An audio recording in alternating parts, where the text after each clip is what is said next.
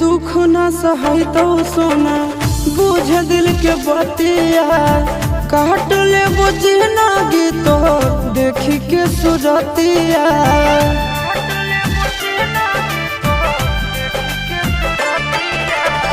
दुख न सही तो सोना बुझ दिल के बतिया काट ले बुझना गीतो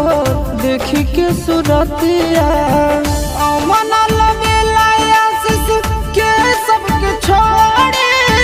चल दिल पिया के नाम दरिया गे रखी है बना के करवा के पगली ले ले चल साथे ससुरिया गे रखी है बना के करवा के पगली ले ले चल।